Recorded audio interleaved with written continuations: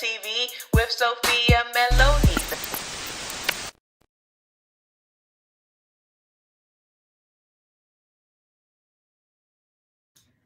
Good morning, everyone. I am Sophia Melonē, the Debt Demolisher, here to bring you the tools, tips, and tricks to help you manage your financial baggage the right way. It is an absolute honor and privilege to be before you guys this morning for our official Debt Demo With Me members only live stream. So for everyone who is inside of the room this morning, I want to welcome you guys on inside because we're going to have a lot of fun, a lot of juice, a lot of gems, a lot of strategy that we're going to be doing on today. So before I jump into pulling up the agenda, I just want to take some time to just acknowledge everybody and hope that you all have been having a great holiday, having a great time, have a great start of the month.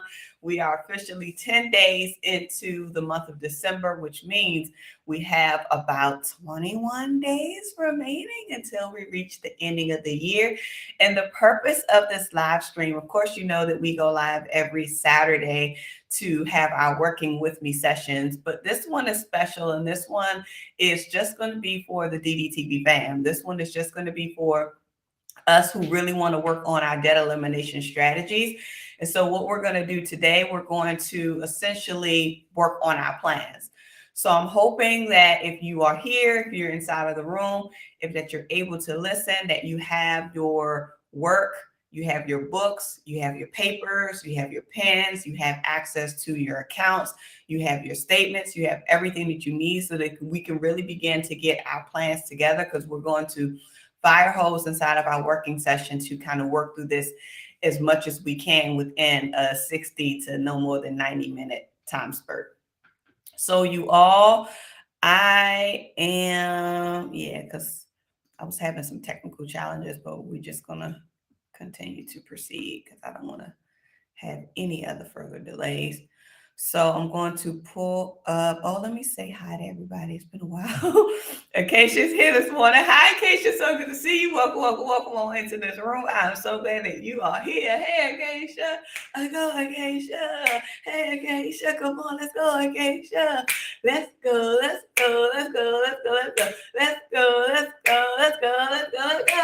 Acacia.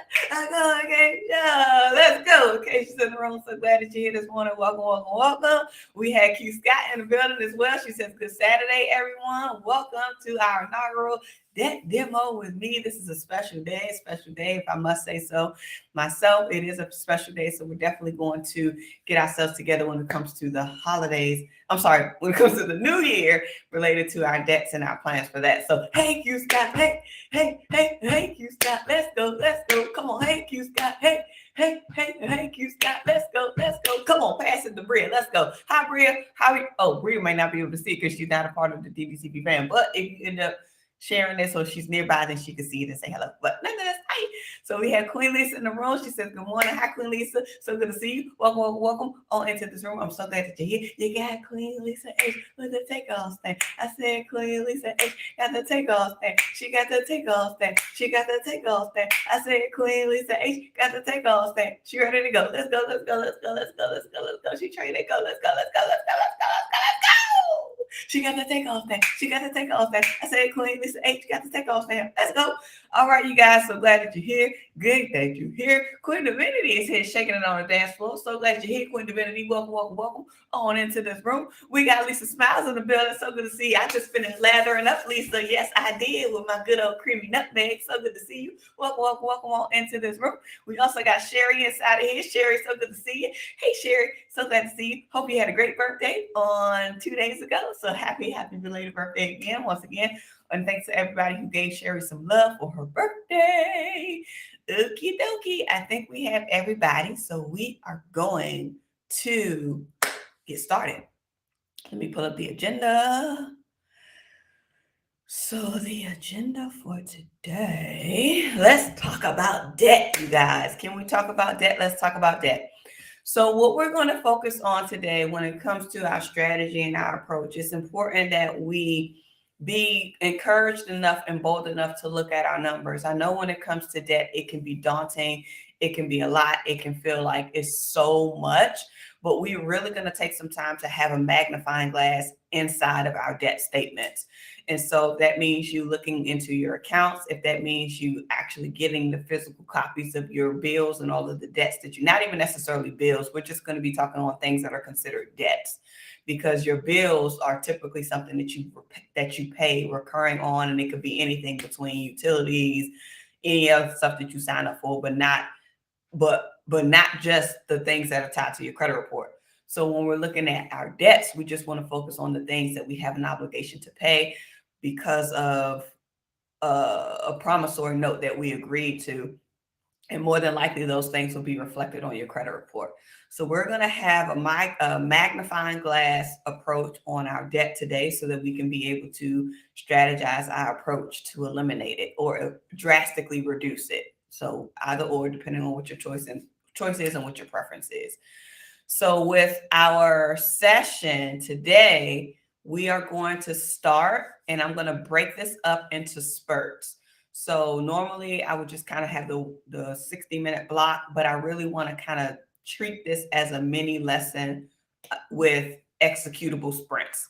So the first piece is I want you to begin to gather your accounts, your account statements or access to your accounts to log in.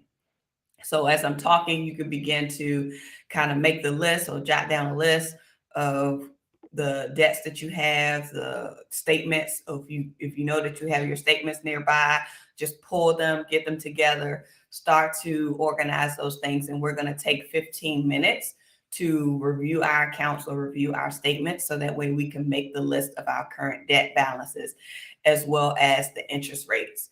So just take a couple of minutes to do that. I'm going to set the timer for 15 minutes and we should pop back in after that. So if there are any questions, feel free to put those inside of the chat so that way I can address those as well. And then, I just realized something. Oh, that is so cool. Oh, that is so cool. Oh, that is so cool. Okay, now, sorry about that. I just had an epiphany on something that I just realized. I'm like, oh my gosh, that's so good. So we're going to go ahead and do that. 15 minutes will be on the clock right now. I'm going to go ahead and pull up the music so that way I can have that play for 15 minutes. But start to make a list of your debts. Write out your balances. You're going to write the name of the vendor. You're going to write the current balance, and then you're going to write the interest rates that's assigned to each. And if you have student loans, remember, you want to break it out and look at the individual loans that make up that amount. Okay, so 15 minutes will be on the clock right now. Ooh.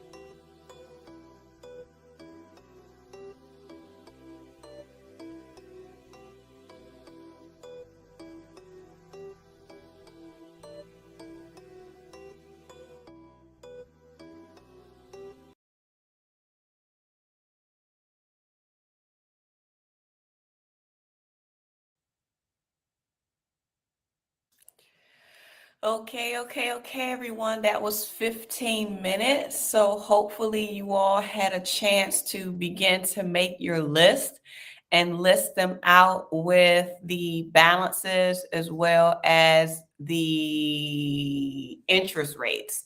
So the purpose of listing out or going through all of the bills that you have or reviewing your accounts to start to make that list is so that way you can see what your foundational starting point is going to be. And we know when it comes to our debt, a lot of times those balances will change because we have instances where we may pay off a particular debt, or we may have instances where we inquire or we acquire a new debt. And when you look at the types of debts that you have, you're going to see some things that are new, some things that are old, some things that are almost close to being paid off, but the purpose is just making sure that you see it all in one place. So now that you've had an opportunity to look through and identify all of your debts, the next important piece is to put that list together. So now that you've identified the list, you know how much your interest rates are, you know what your balances are for each of those debt types. And if you want to share at least the count, like how many counts of debts did you end up coming up with or did you end up listing? That'll be a good starting point to kind of include. For me, I have, and I'm trying to see if I can, because there's business debt as well as personal debt that I'm managing. And another thing too, I'm super excited about that I was able to pay off one of my business credit cards, which I'm extremely excited about because it was a huge balance. But nonetheless, just listing out and segregating those items and then now putting them in order of how you want to see it. So depending on what you need in terms of enthusiasm, or if you need to see cost savings, you could organize your listing or view your listing from highest balance to lowest balance, or you can view it from lowest balance to highest balance, or you can review it from highest interest rate to lowest interest rate, depending on which depending on how you want to look at it. I don't know how many items are on your list. I don't know how many things you need to tackle, but if you can use this time now to start to organize it. So 1, 2, 3, 4, 5, and 6, however many you have, one of the things that is important to do is for us to now look at this list that we have and organize it from lowest to highest, or as I said, or by lowest to highest interest, or in the reverse. If you want to focus on cost savings, then it'll be highest interest to lowest interest, if that's your notion. So we can take about 10 minutes based on the list that we've created to start the organization of it. So organizing the order in which, I'm not even going to say the order in which yet, but organizing the balance or the interest rate, depending on which one you want to focus on. So you get to choose if you want to organize it from lowest to highest balance, or if you get to choose if you want to organize it from highest interest to lowest interest. And I'll talk about some of those different approaches and strategies. Okay, I see a question. So let's address this before we go into that. So when is a good time frame, i.e. 6 months, 9 months, to try to negotiate better interest rates with a merchant or creditor? So it would depend on who the creditor is or who the merchant is and how long you've had a relationship with them. So I know when it comes to like the bills, like service bills and so forth, I do it every 6 months. But when it comes to credit and interest rates, is it's kind of tricky because depending on what it is, if you already have like an installment loan, there isn't really any negotiation that you can do on that unless you decide to refinance, because once you sign that agreement, once you sign to those terms, that's it, unless you sign yourself out of it by refinancing or paying off the loan in full. The only time when you can really consider with getting some changes in the interest rates is for your variable interest rates, which will be like your credit cards. So the credit cards, those are, because it's revolving credit, the interest rate is never fixed. The interest rate is always variable and it fluctuates with the market. Let me pull this down so y'all can see me good. So it fluctuates with what's going on inside of the economy. So if you have credit cards, that is more so something that you can possibly go in and negotiate. So for that, I would say if you can, because it's no guarantee that they will, again, because it's kind of based on your it's kind of based on the market and your credit score as well. So your credit score plays a huge difference in and I wouldn't even say that. Yeah, your credit score does pay it. Yeah, your credit score definitely does play a role inside of what your interest rates are. So depending on what your interest rate is, that will determine and dictate what your interest rates will be. But if you want to negotiate that, I would say maybe every year or so. I think the best way, especially if you know that you've improved your credit score, then I would definitely do that. But just know anytime you try to either increase the credit limit or make any changes to your credit profile, typically they do run a credit check for that. So, because that will determine how much more they'll be able to lend to you, and then of course what the rate will be. But that was a good question. So let me go ahead and put this thing back up, and we're going to use the next 10 minutes to organize our debts.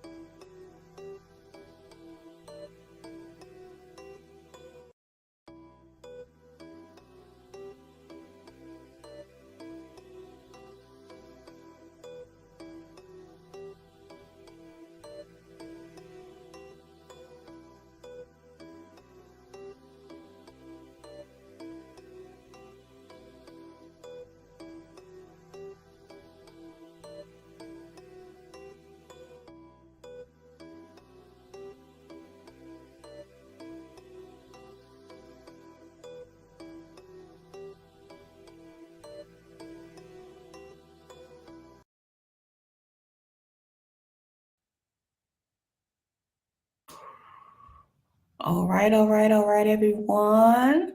Hopefully you had a chance to organize all of your debts and decided the order in which you wanted to put them.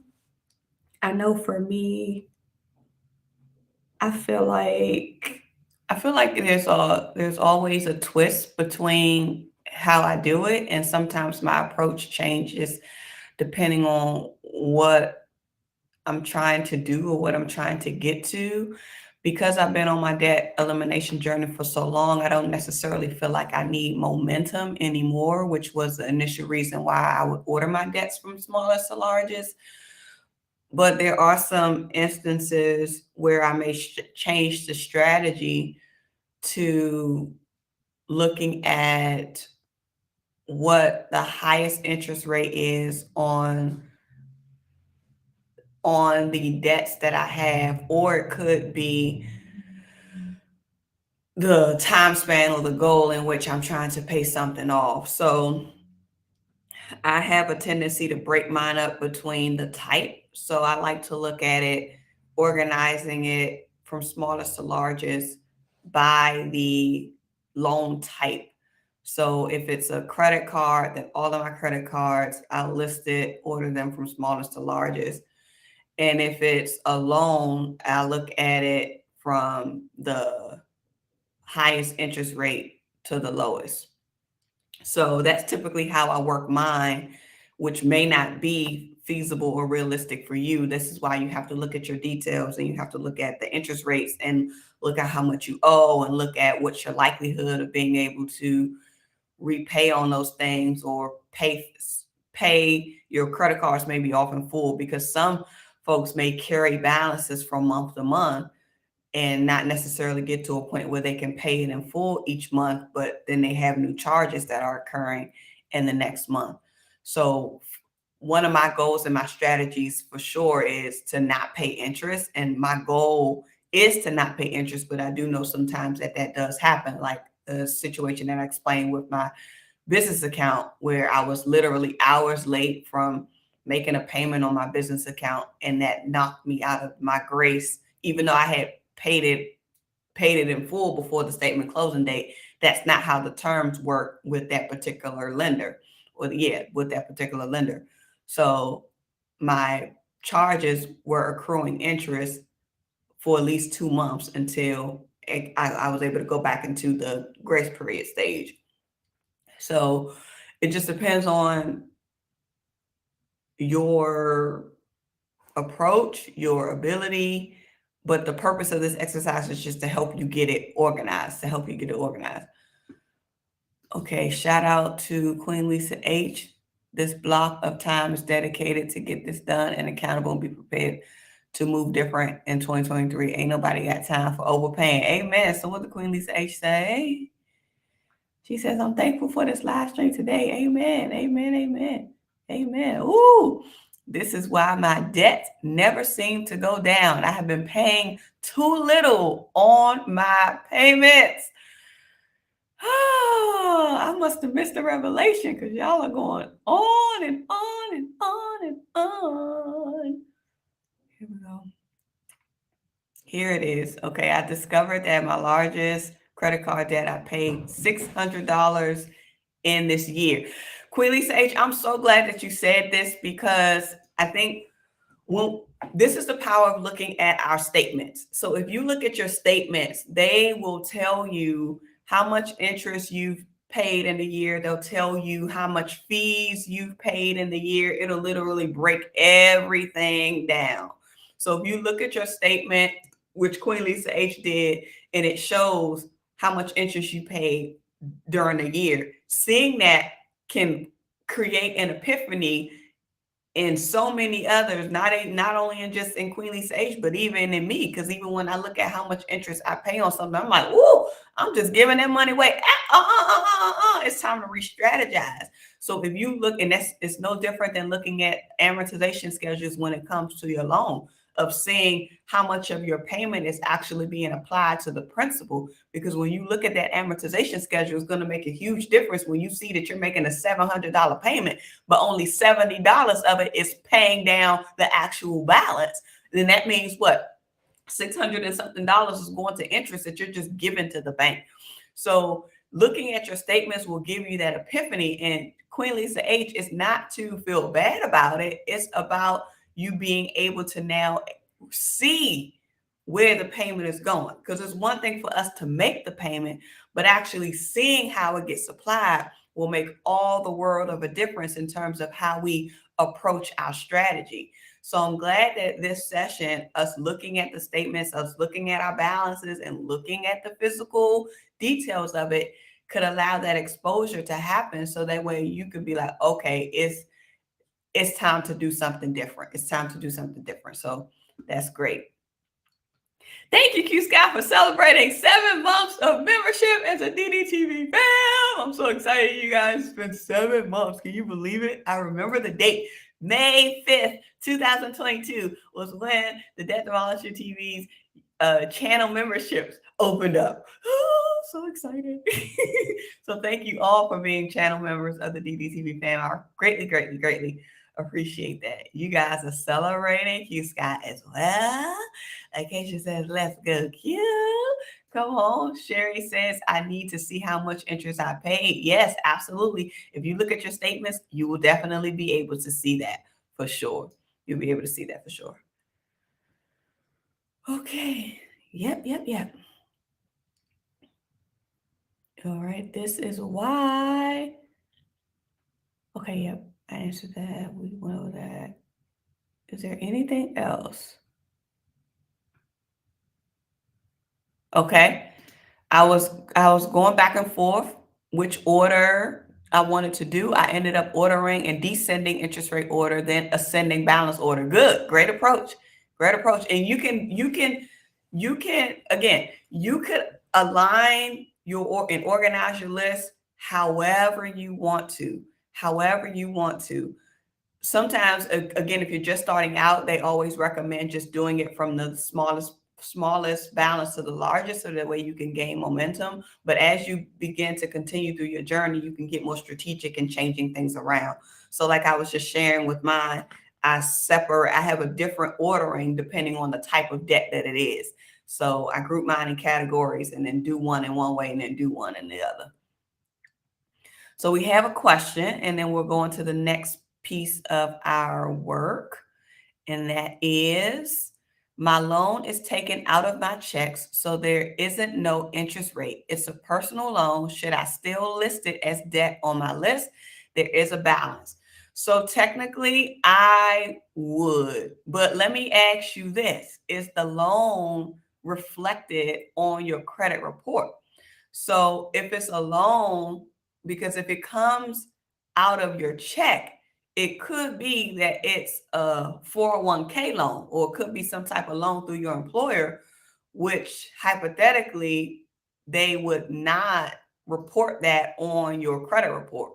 So that's what it sounds like to me. If it's something that comes out of your check, and they should, I mean, regardless of what it is, it should tell you some type of interest rate, unless the terms that you borrowed it is at 0. And again, I'm not 100% sure. So you would have to tell me a little bit more about that. But I was still included on my list.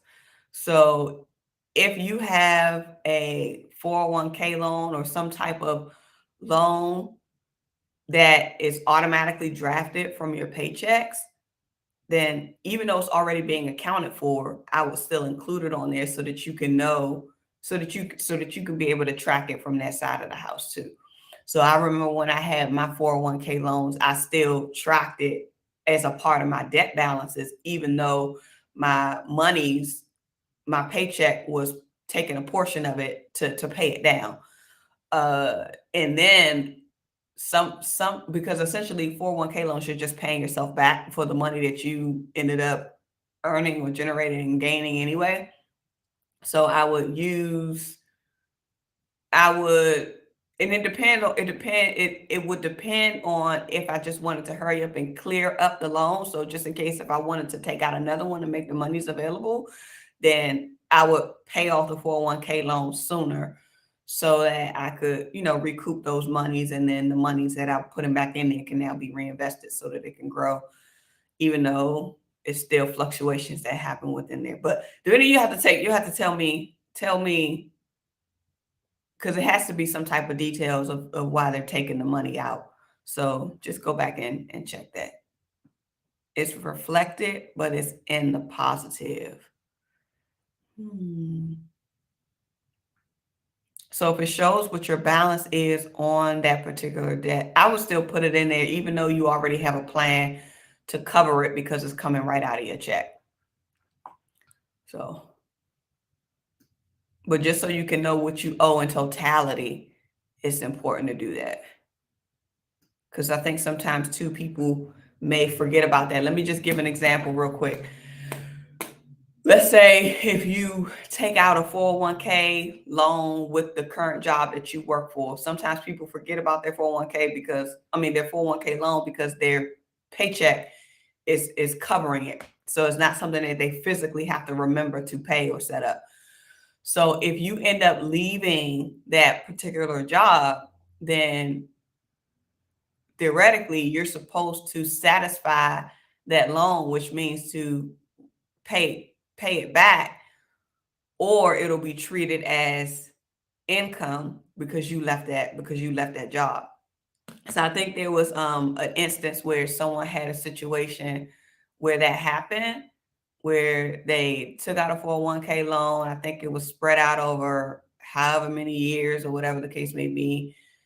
And they decided to accept this job.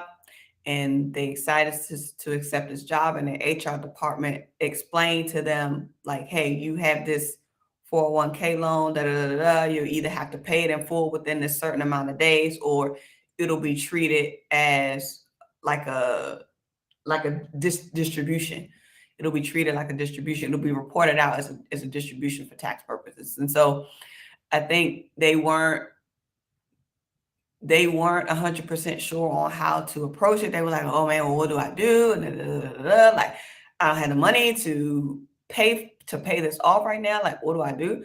And these are the types of things that you have to think about to remember what's on your plate, even when you're making huge decisions like changing jobs and so forth. So just so that way you could always remember what you have a responsibility to. It's always good to just list everything that you owe.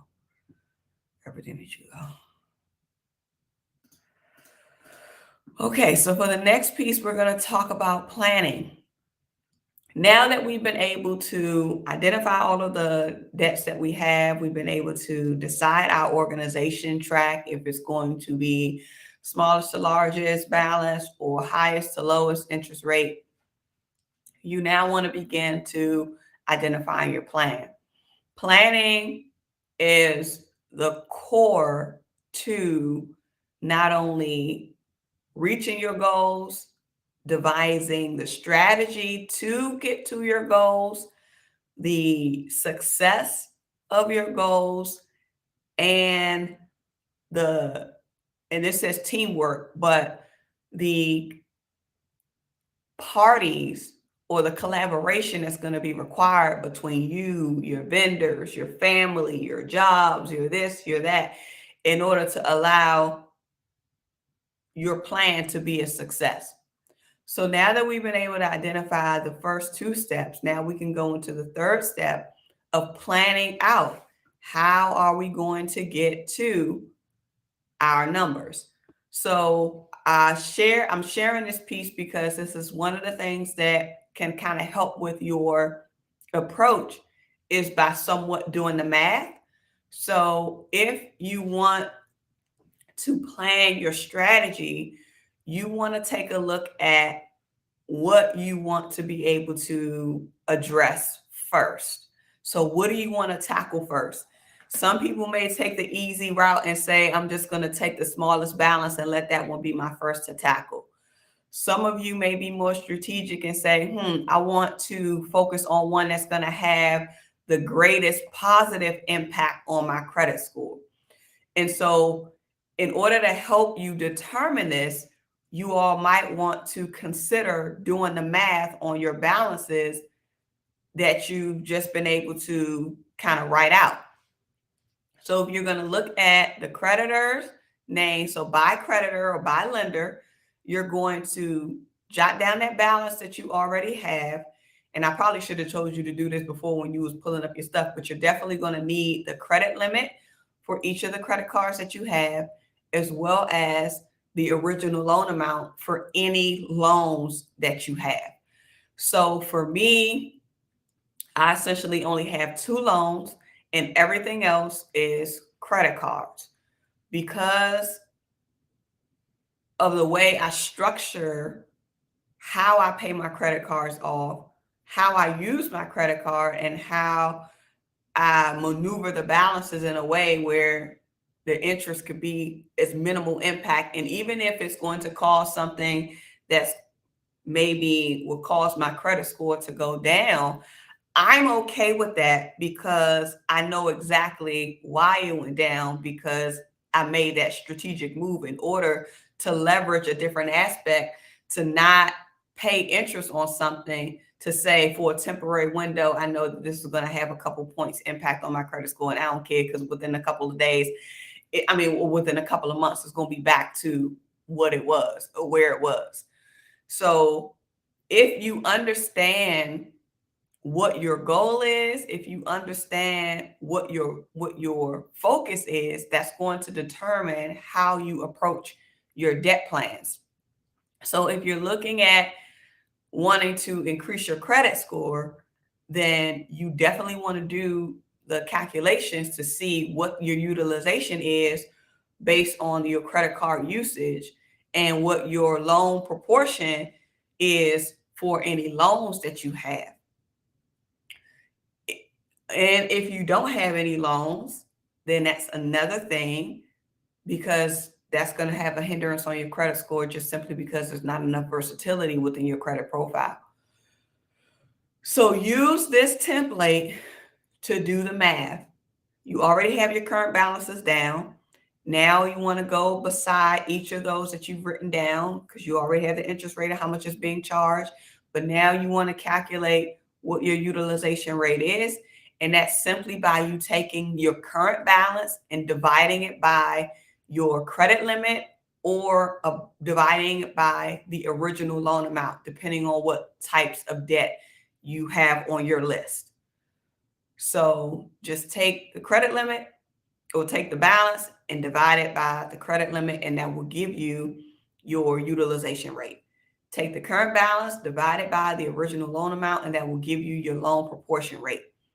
If your percentages are high, then you could use that. Oh man, this thing signed out. If your percentages are high, look, my stuff signed out. That means I've been talking too long.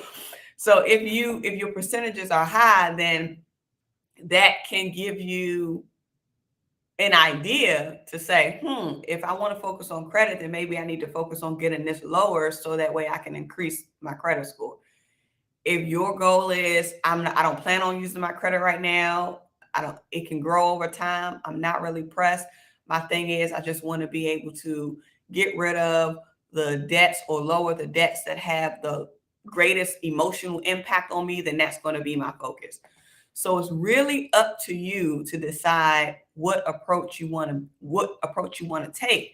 But that's what we're going to use this next 15 minutes to do. So you're going to decide what your first debt is that you will tackle. Many of you may already have debts that you've already been tackling, which is fine. Many of you may already kind of have what your approach is. Many of you may want to change your approach, but this is a time for you to decide what you're going to focus on in terms of your debt, so that way you can begin to devise a preliminary approach on how to reduce it. So once you've gone through your list and you've decided, okay, I want to focus on tackling this, you're going to begin to ask yourself the question, well, what steps can I take to get there? What will it take to pay this off? And you want to look at your trends. So if it's a particular credit card that you want to focus on paying off, or a particular credit card that you want to focus on paying down, you want to look at what's causing the interest rates, or what's causing the balance to go up. What's the frequency or the fluctuation in the balances? Because you have to literally dissect it. You have to analyze the behavior that's happening within that credit profile or within that specific account.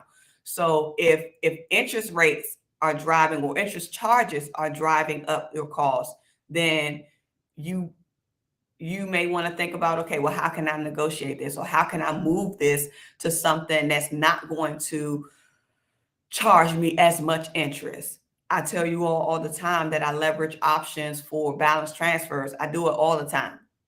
And for me, I'm okay with doing that because of how much of my,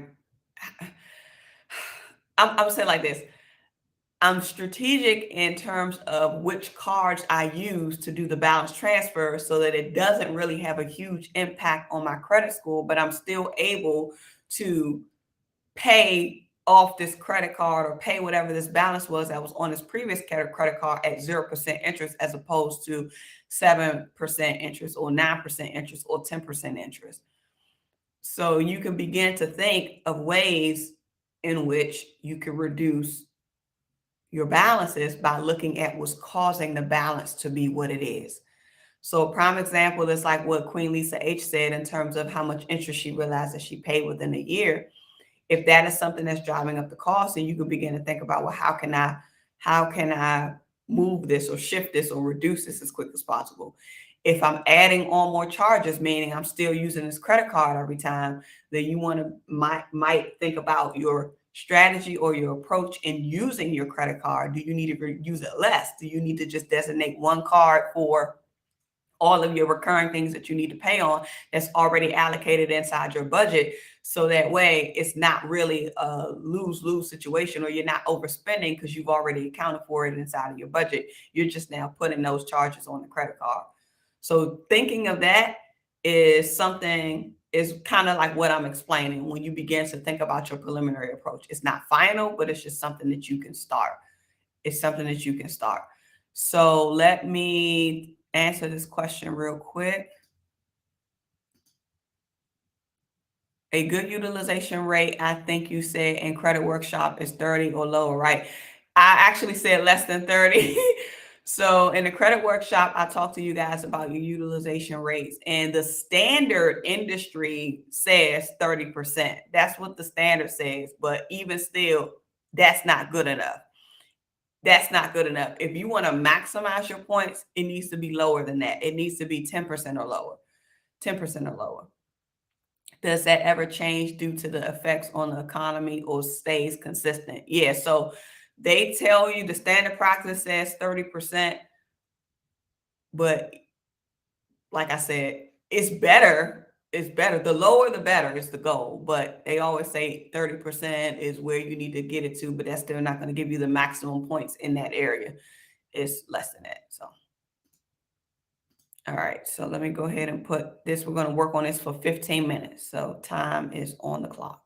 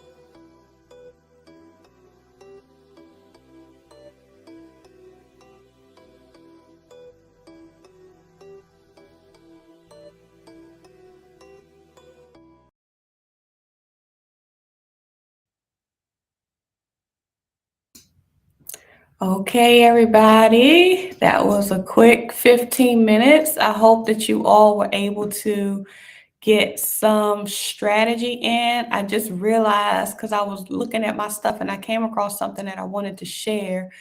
I meant to, and maybe I can drop this in the chat, but there is, let me see if I can drop it in the chat. There are tools. I'm pretty sure many of you have heard of bankrate.com, but I know sometimes when it comes to strategy, it can be hard to think of it yourself without seeing the numbers play out.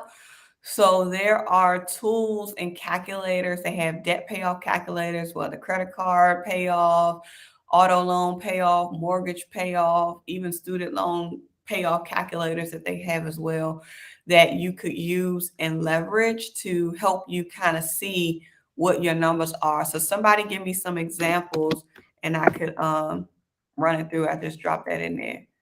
Oh, okay. Keisha says, I am in high gear now. This live just changed my life. Sophia, you are my financial angel. Oh, wow. Oh, wow. Keisha, that's powerful. Thank you. Thank you. Thank you. I'm so glad that you're finding a lot of value and transformational change inside of this live stream. So that's the power of two of us coming together and just learning and growing and doing the work in real time. So I'm glad that you had that experience today, Keisha. Let's go. So the payoff calculator, let's say, for example, you have a credit card balance of, I'm just going to say 8,000. The interest rate on that credit card is, let's say it is, let's say it's 9.99. Let's say it's 9.99%. The monthly payment that's required on that card, let's just say it is 121. So you can put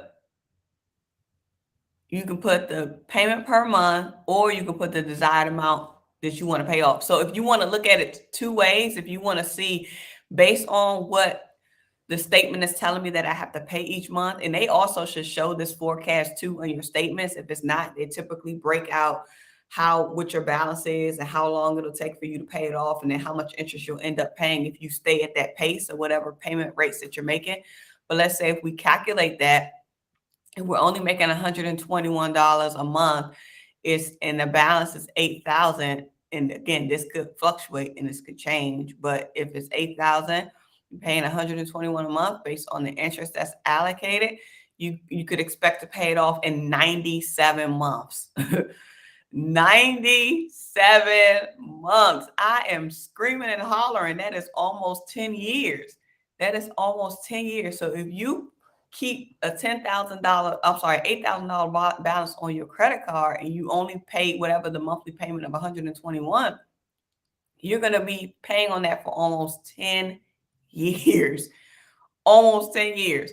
So let's look at this in another scenario. Let's say if we take this out and let's say you have a desire to pay off this $8,000 within 12 months. So because we're preparing for the new year, let's say you want to be able to have this paid off by the end of the year. We're going to say 12 months. So if your goal is to pay off an $8,000 credit card balance in 12 months, then you would have to at least be putting $703 down a month. And that's not adding on any more debt to the balance. Can we make that clear? In order to be able to reach your goal of paying it off within 12 months. So leverage calculators that can help you with making this determination. So I also want to share that you want to use the calculators for the right type. So because this is a credit card calculator payoff, you understand that credit card interest is typically accrued daily. So as long as you're not using the card and you're paying whatever the amount is, and because they've already calculated it based on the interest rates that's already been assigned, and they're letting you know if you make a payment of $703, then you could be able to do this in 12 months. So if you don't want to figuratively do the math or map it out, use a calculator, but find the ones that will give you the right calculation. So they have another one. Let me just pull up the other one that they have for a car loan.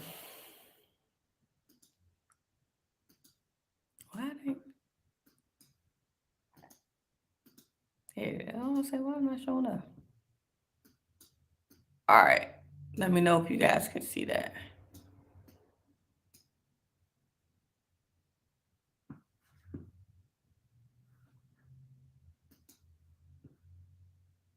I may have to stop sharing.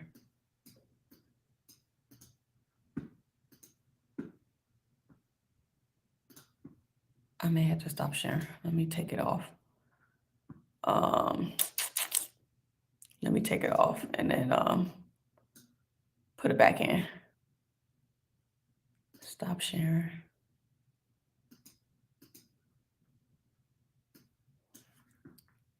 Okay, so if somebody has a car, oh, I didn't even see y'all dropping the examples in there. So if somebody has a car loan, then okay, car or mortgage. All right, so okay, I see the education. Let me drop in that one. They had one for mortgages too, so let me put that one in there too. So that way we can see all three. I think I gotta share it by window.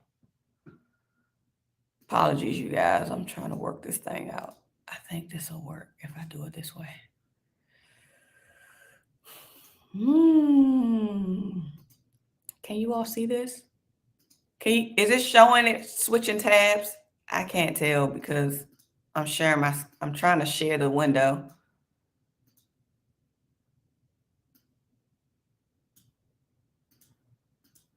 So we did the example. Let me see if I can go in here and see. Let me just drop these in there.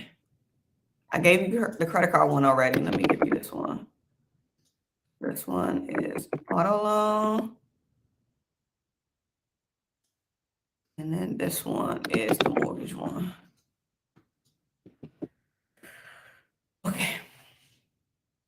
Okay, so let's start with auto. So let's say, for example, you have an auto loan. If y'all are okay with it, you may have to give me your actual stuff, but I'll just hypothetically say this. If you have a car loan that you took out maybe a year ago, let's say you took it out a year ago. So that means by now you would have 48 payments remaining or 48 payments remaining. Let's just say that the term is 5 years, 5-year loan. The loan that you took out for the car, let's say it was $50,000. So if it was $50,000,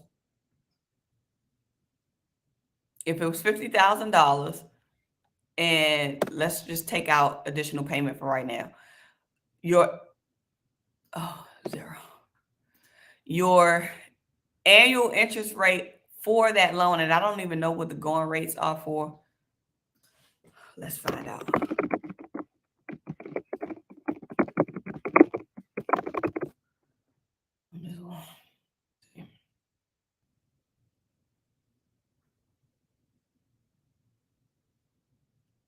Oh, they kind of low. I'm surprised, but they kind of low. Hold on, let's see. Bank rate says as of December.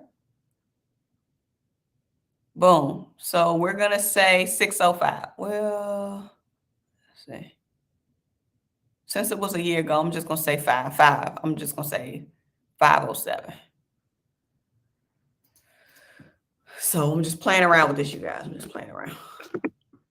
So 507 is amortized. I don't know if we want to use amortized annually or monthly, but we can do it both ways to see how it turns out. But we'll leave it at annual every 5 years. So now that you have all of your numbers populated, if you're not trying to make any additional payments, then calculating it would be $945 would be the payment that you would have to make. So if you began to make additional payments on this, and let's say you decided to put an extra $250 on it,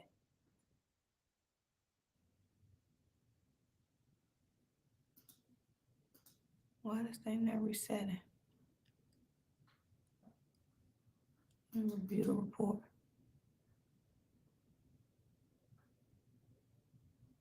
Here it is. Okay, so it shows you your prepayment. So you got to show the report, and this is the amortization schedule that I was telling you guys about. Every loan that you take out gives you your amortization schedule, and it tells you based on the payment that you make, how much of it is going to interest and how much of it is going to the principal balance that you owe. So if you take the difference between those two, it'll give you your amounts. So in this example, this is basically saying that this is the rate of what you will be paying for the first 12 months, because now in month 13, you've decided to accelerate your payments, meaning you're making more, then your payment is going to be $250 more than what you would make. And those are going to serve as principal only payments, because you see the interest has not changed. In this case, it has not changed. So now it's bringing in the balance. So it's reducing the balance by that extra $250. And then now your interest rate is going to be, or the amount of interest that you pay going forward is now going to be lower, because your balance is now lower. So this is key to kind of looking at your strategy and seeing what will work best for you. So like in this example, by you paying an extra $250, you shaved about 10 months off of your payment, really close to 11. You've essentially closed off about 11 payments that you no longer have to make. So using the tools that are available can really help you with making decisions on what you want to pay off and how much you want to pay off and so forth. Another thing is the mortgage side. So this one is the mortgage one. So if you have, I don't recommend anybody to have, I'm not even going to say that. Let's say if you had a 30-year mortgage and you've been paying on it for 5 years, you have 25 years left. We're going to keep the same parameters. Your original mortgage amount was $200,000. The interest rate on it was 4.5. This is your current monthly amount that you would have to pay. And if you decided to keep it at additional $100 principal only payments, then it would accelerate your payment by this. I mean, this is the amount that you have to pay each month, and this is the amount of savings. $20,000 difference over the life of the loan by paying an extra $100 a month. Let's say if you decide to bump it up a notch and say, I'm going to put an extra $1,000 principal on there. That gives you $80,000 in savings. And then not only that, we are going to show the report so that you can see how much sooner you will be able to pay that off. Instead of having 25 years left, you shaved off almost 9 years, practically almost 10 years of paying on a mortgage just by putting an extra $1,000 down on it. And the key is principal only. The key is principal only payments. That is what will drive the difference in making sure that your balance goes down. Because if you don't tell them how to apply it, of course, they're going to put the money towards the interest. So you have to designate how you want your money to be applied whenever you send in excess. Because if you send in the amount that's owed, they're going to apply it according to the amortization schedule that was established at the time that you took out the loan. If you are making bonus payments, extra payments, you have to make sure that you indicate where you want it applied. Now, this is not going to be the same for credit cards, because that's not how it works for credit cards. It's basically like a running balance. So there is like no re-amortization or anything on credit cards. But when it comes to these loans, you got to make sure that you're specific in indicating how you want the monies to be applied, and also following up with your lenders to ask them, are there any prepayment penalties? Do they allow for principal only payments? Because some of them may not. So you want to make sure that you're even clear on that before you even take out a loan. But if you're already in the loan, you could try to find it out. But this is great tools that can help you run the numbers and see the numbers, because I know that that's what really will make a difference. So instead of trying to do it all in your head by yourself, use these tools, use these calculators, and it's available at your disposal at no cost. You just got to use it. So I dropped all of those links in there for you guys, for you all to be able to see that. Are there any questions before we go into the last spurt? Any question? Was that helpful? Wow, I've been dragging myself. Oh no, oh no, oh no. Oh no, I may need a new sinking fund. Come on, Acacia, let's go. All right, Sherry had to go. All right, Sherry, glad that you made it in here. I know you got that appointment to get to. Acacia says it's on. Come on, y'all. Come on, let's go. Let's go. Look, Q Scott says more links. Yes, more links, more links, more links. Exactly, Q Scott. For life, I'm going to say in the church, if I wasn't a member, I would join today. Thank you, guys. All right. Okay. All righty. So if there aren't any questions, any other questions, we can go ahead and I'm going to go through the last window. So the last window is the most important piece, because now that we've been able to kind of play around with our preliminary approach, we've been looking at our numbers, and I know you guys just got these links, so I'm pretty sure you may want to go back and revisit step 3, which was the step that we just did. You may want to go back and revisit it, since I just shared those links with you to help you with strategizing your approach better and what to tackle first. But definitely grab those links, and I'll make sure that I save the links in the description box as well for you all, for those who may have to come back and look at the replay. So that'll be there for you all.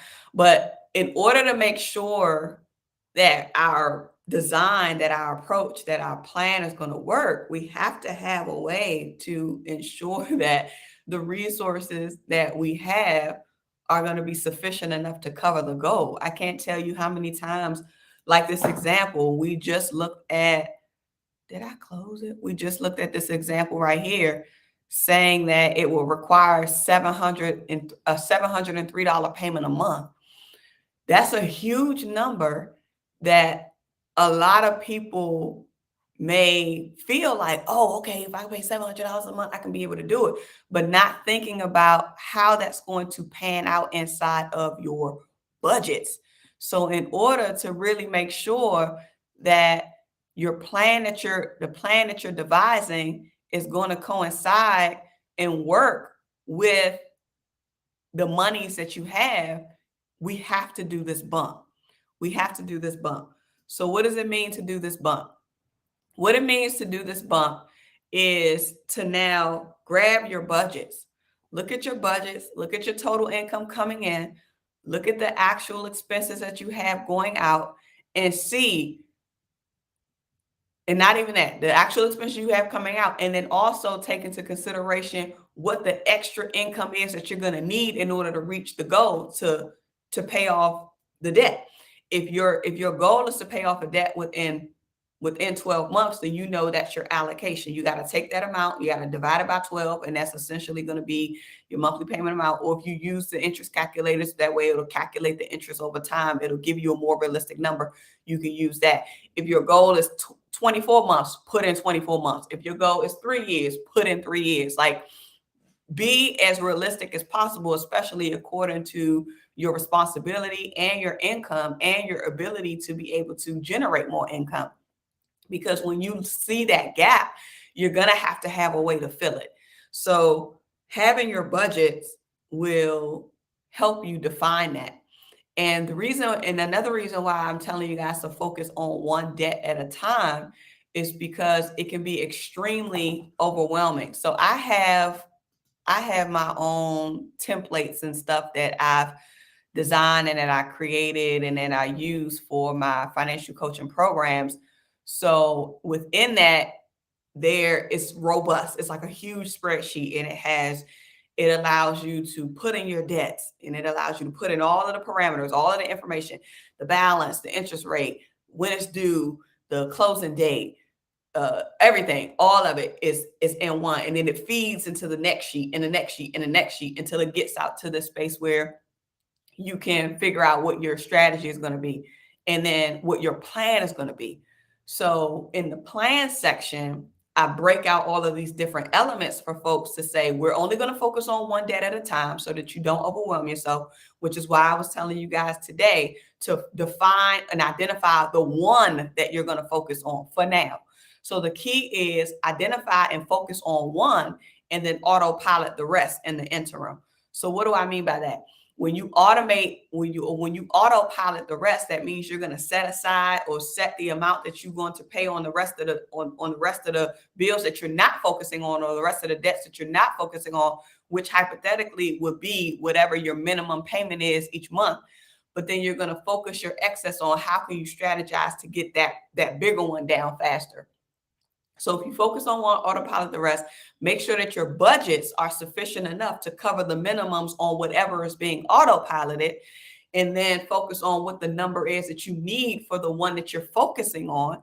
And then if the income that you have is not sufficient enough to cover all of those things, you're going to identify your excess, which is what your budget versus actual template will show you. And really your budget versus actual template will show you, because it'll give you all of those amounts.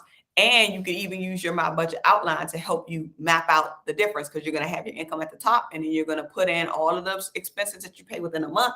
And then you're also going to put in the extra payment that you want to be able to make within that month too, to see what your difference is. If that difference is $700, then you know you got to find a way to come up with $700. If that difference is $900, then you know you're going to have to come up with a way to find the $900, either by reducing your expenses or creating an additional income stream, or finding a way to monetize what you do and the skills that you have. And it's interesting because Tony Gaskins sent out an email that I thought was so profound. Like, he literally was dropping gems upon gems freely inside of that email around helping you think through what you can do, what you can do to make the resources that you need. We've talked about this on several occasions on the channel.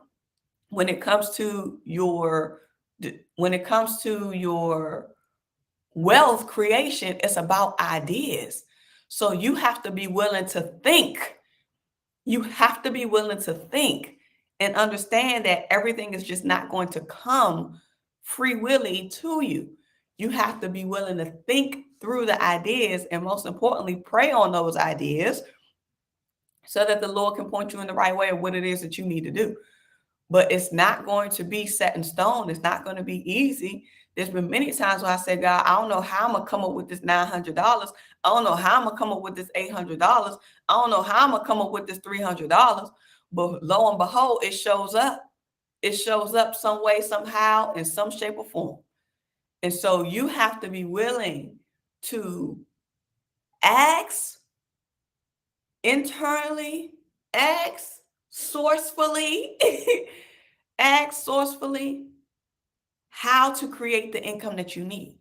And you have to be willing and obedient enough to do that work. You have to be willing and obedient enough to do that work, because it's going to require a level of effort on your part to get to the financial goals in which you want to be able to reach, regardless.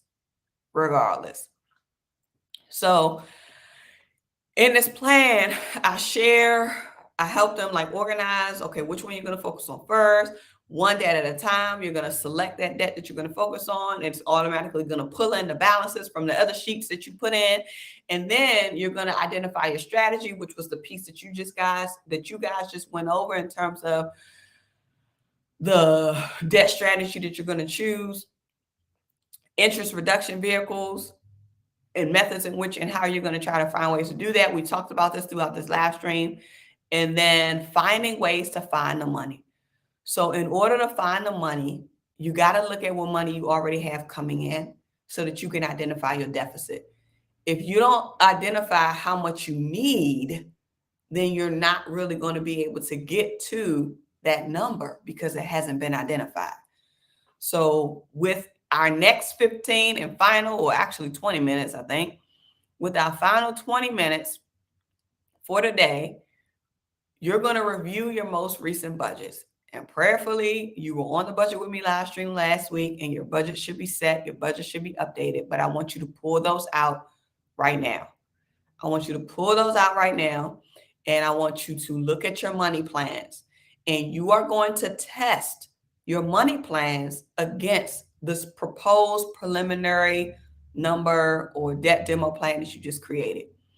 And again, we're only focusing on one. So even if, because of the links that I just dropped in there for you guys, you probably don't have your strategy together, you can use this 20 minutes to grab one of those links, plug in your own numbers, figure out what you want your timeline to be and when you want to be able to pay it off, to figure out what that dollar amount is.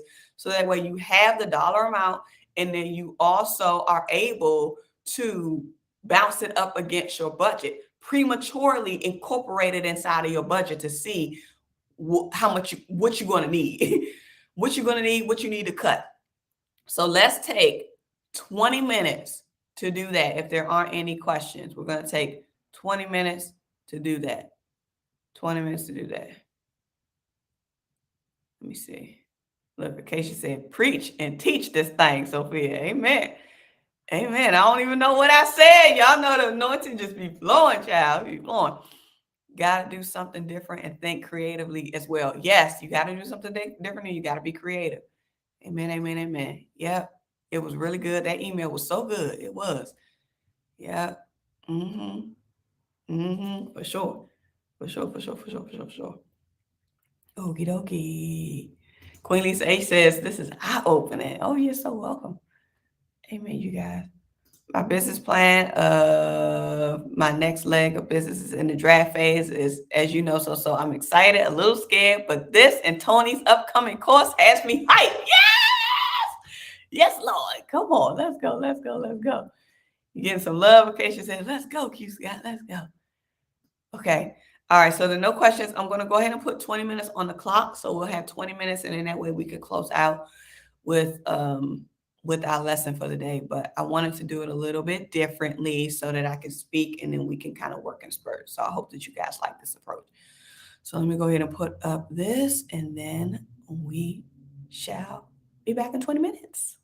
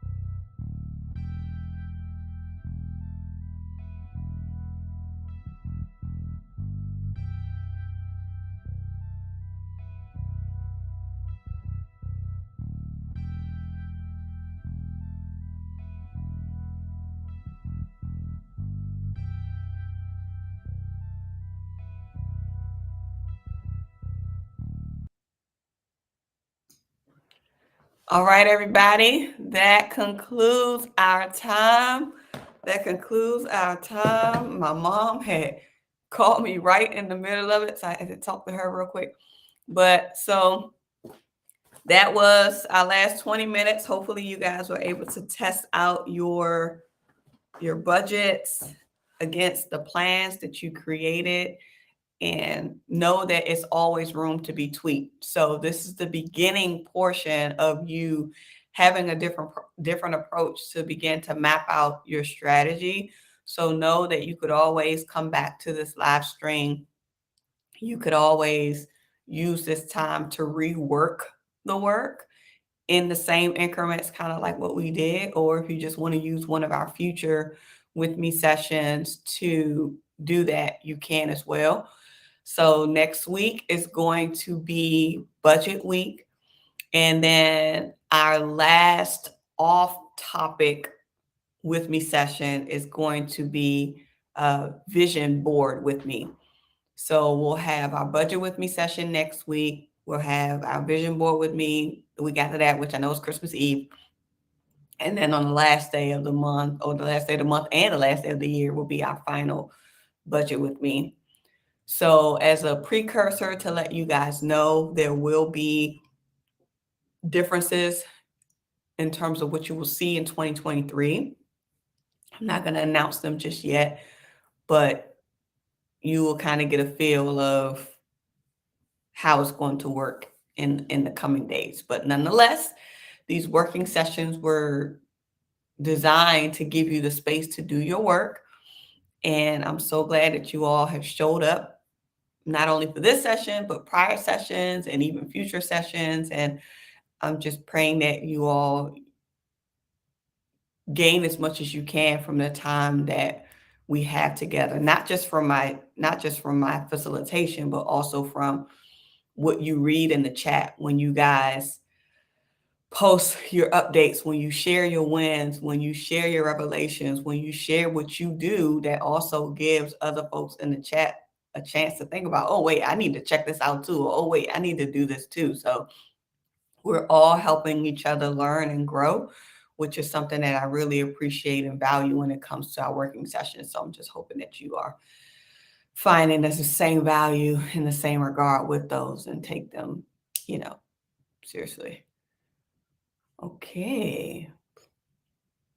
So we have a question that says, would you recommend short-term loans such as CFI?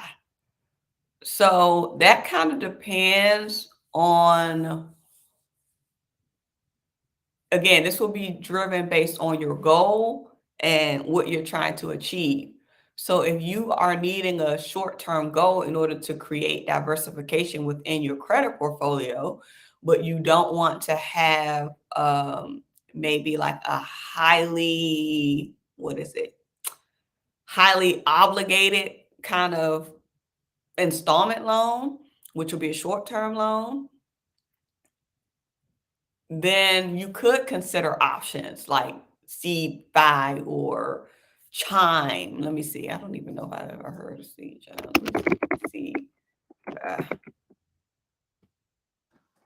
Let me read about it because I can't vouch for it, but it sounds like this is similar to like Chime and those other ones that help you with reporting out. Let me see.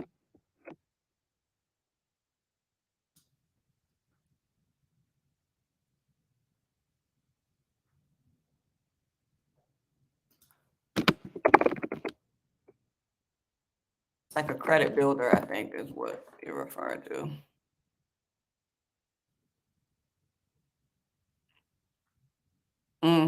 So it looks like C5 is one of those. So it doesn't guarantee to increase your credit score, but it's a credit builder. So that, I mean, it's an option that you can use. Again, I'm not going to vouch for it because I've never used it before, or I can't say, yay or nay. I don't know anyone who has used it, but I do know that it's one of those types of credit builders. And so to make a decision around that is seeing if it even makes sense for you to even if it makes sense for you to open that up. If you already have loans on your credit profile, then it may not be necessary. But if you don't have any installment loans at all and you're trying to build your credit, then that could be one of the options that you can do. And there's other types of credit builders. So I would just look and do some research around credit builders and seeing what reviews you're seeing on them. But that was a good question. Okay. So with that, you guys, we are going to close on out because it's been 2 hours and 15 minutes, which is what I was not expecting to do today. So I got to get out of here because I have an appointment. So you all, I want to thank you for your time, attention, and I hope that this session was valuable. Y'all saw my accordion folder. I'm over here. I got my plans. I got my accordion folders. I got everything over here. But you guys, just be great and be awesome. Oh, okay. She said her daughter asked, and I told her I would ask you. Okay, yeah. Yeah, so it will be, option based. It just depends on what her credit portfolio is looking like and what goals she's trying to get to. Because she may not need it. She may not need it. It's a self-credit account, and it does, in fact, report to all 3 credit bureaus, increase your score. Yep. So, and that's another thing, too. You want to make sure that it does report to all 3. That it does report to all 3. Yep. So Q Scott definitely let you guys know that. All right, you guys, I have to go. So I want to thank you for being here this morning. I want to remind you that your financial prosperity awaits you. Shout out to our moderators, of course. Q Scott and Acacia always holding it down as always. And thank to each and every one of you all, DDTV fam, for showing up, for being here. And just keep being great. And I'll see you guys on the next live stream that we have. Okay, you guys. Bye.